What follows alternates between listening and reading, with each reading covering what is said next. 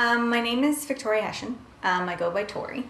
I did have an aha moment. You could feel things leading up to the moment. The concept of, or the understanding that it's going to go one of two ways, and I don't want it to go the negative way. I want it to go the positive way, and trying to find some level of confidence in yourself to know that as small as it is and as scared as you are, that it is worth fighting for. It was a moment, I was younger, I was probably in my early 20s, and I remember sitting on my floor of my room and thinking, there has to be something better than this. I don't know what it is, and I don't know if it's going to be scarier, if it's going to be worse, but this can't be it. I don't know, I think it's the same dedication and passion in some ways you have towards your eating disorder is the same dedication and passion you have towards getting better. And it's something that I now, to this day, I've never regretted it. I mean, there was a lot of fear going into it, but that was probably my aha moment. I was probably about 22, I'd say. I wasn't doing well in school, and it all came to a head of you're going one way or the other. Relapses are very much a common part of recovery. I had many. I had big ones, I had little ones, and I had a person, and it worked for me, it doesn't work for everybody. I had a person once tell me, for you to relapse, you have to relapse from something. So you were already at a place of a goal. You were already ahead. You were already forward, and you may feel like you've gone 10 steps back, but you still were there. And you got there on your own, and you will get there again, and you'll get beyond that.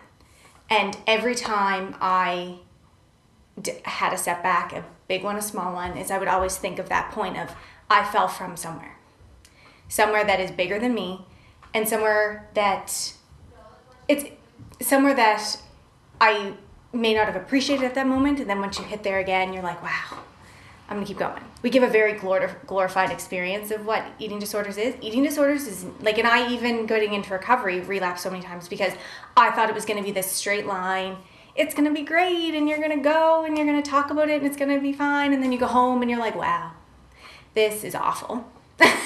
This is horrible. Like, I wish we had more spaces and more times where you can be honest about it in a certain way. Like, it was not easy. It wasn't the easiest thing I've ever done by any stretch of the imagination, but it's the most rewarding thing I've ever done. Recovery means, for me, is a very encompassing journey.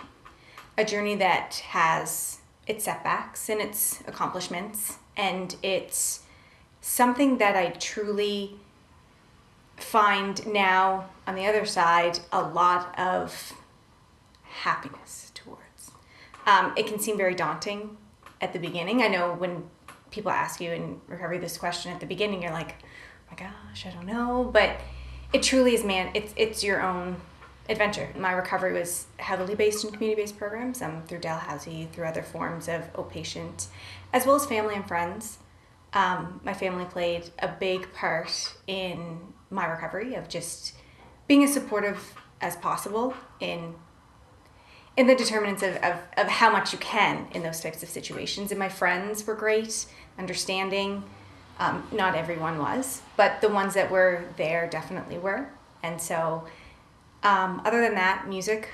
I was a part of the Dalhousie has a support group, like a drop-in, drop-out, which I found to be one of the most helpful of all the therapists and psychologists and other people that I saw.